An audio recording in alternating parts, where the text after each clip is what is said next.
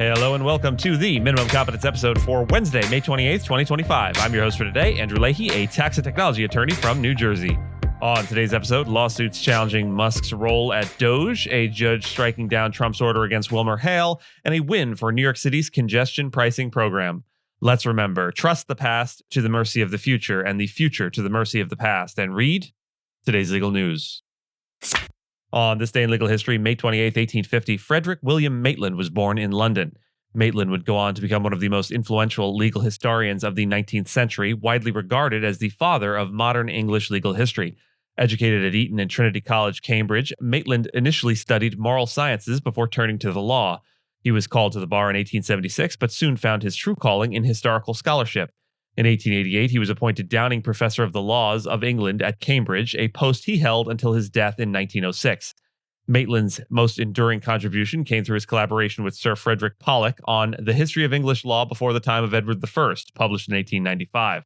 This seminal work remains a cornerstone of English legal historiography, notable for its rigorous use of original sources and its narrative clarity. Maitland brought a historian's eye to legal development, emphasizing the role of institutions and the evolution of legal ideas over time. His scholarship reshaped the understanding of English common law, highlighting its medieval roots and its organic, often non-linear development. Beyond his academic writings, Maitland played a critical role in editing and publishing primary legal texts, including yearbooks and medieval court rolls, through his work with the Selden Society, of which he was a founding member. His meticulous editing practices set new standards for legal historical methodology. Despite a relatively short life, he died at just 56, Maitland's intellectual legacy continues to influence the study of common law traditions worldwide. A federal judge has ruled that a lawsuit brought by 14 states against Elon Musk and the federal agency DOGE could proceed, while dismissing claims against President Donald Trump himself. U.S. District Judge Tanya Shutkin found that the states had presented a plausible argument that Musk's aggressive cost-cutting measures lacked legal authorization, though she emphasized that courts cannot interfere with a president's official duties.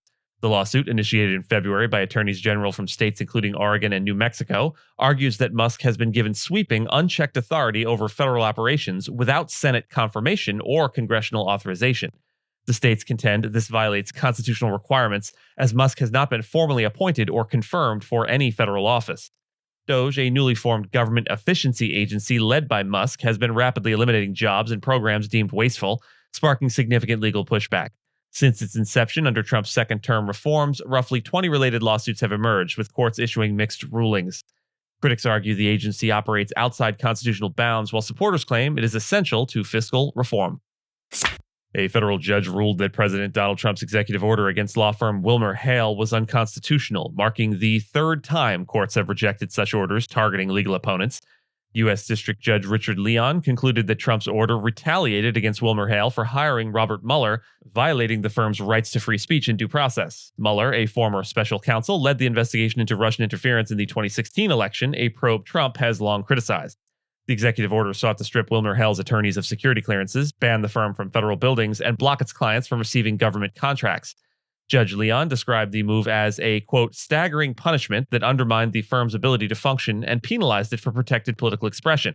Wilmer Hale celebrated the ruling, asserting that it upholds critical constitutional principles. This decision follows similar rulings by Judges Beryl Howell and John Bates, who struck down Trump's executive orders targeting Perkins Coie and Jenner and Block, respectively. A fourth ruling is pending regarding Sussman Godfrey.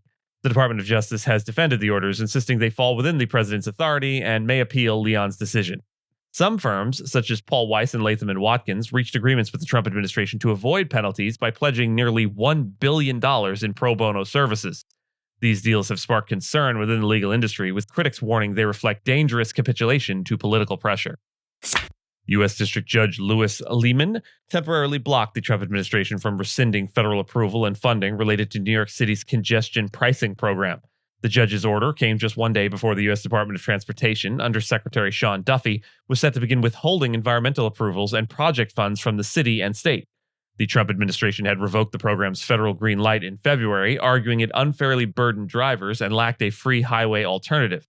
New York officials, including Governor Kathy Hochul and the Metropolitan Transportation Authority, or MTA, sued to stop the federal rollback, calling the move politically motivated and unconstitutional. The congestion pricing program, which began in January, charges most vehicles $9 during peak hours to enter Manhattan below 60th Street. Designed to reduce traffic and fund transit improvements, the initiative has shown clear signs of success in its first 100 days. Traffic congestion has dropped significantly, with up to 6 million fewer cars entering Lower Manhattan compared to the same period a year ago. Commutes through bottlenecks like the Holland Tunnel have seen delays cut by nearly half, and traffic-related injuries in the zone have also declined by about 50%. Other measurable benefits include a 70% drop in complaints about excessive car honking and improved bus speeds to the point that some drivers have to slow down to stay on schedule. Economic indicators like Broadway ticket sales and pedestrian foot traffic are up, suggesting that the tolls haven't deterred business as critics warned. Public transit ridership has also increased, particularly on the LIRR and Metro North, reinforcing that many former drivers are switching to trains. Despite early skepticism and political backlash, including Trump's own social media mockery of the program, the numbers show that congestion pricing is working and working well. The MTA expects to raise about $500 million this year, funding upgrades like subway elevators, electric buses, and the next phase of the 2nd Avenue subway. While final legal outcomes remain uncertain, for now, both traffic and funding are moving in the right direction. And with that, and as always, I thank you so much for listening to Minimum Competence, your daily news podcast for lawyers. If you're looking for more than Minimum Competence, links to further reading on all the topics touched on today are in the show notes. And reviews go a long way towards helping new listeners to find our show. If you have a moment, leave a rating or review on your podcast player. We'd appreciate it. And if you know someone that might be interested in the story we cover, consider sending them the episode. But remember, nothing here should be construed as legal advice because it is certainly not that. Minimum Competence is available at minimumcomp.com and wherever it is you get your finely crafted podcasts. If you haven't checked out the website in a while, give it a look. There are complete transcripts and resources for each episode and its corresponding segments, as well as an opportunity to receive new episodes in email, newsletter, form. We'll see you back here tomorrow, and until then, remember, a legal system is but the reflex of the spirit of the people.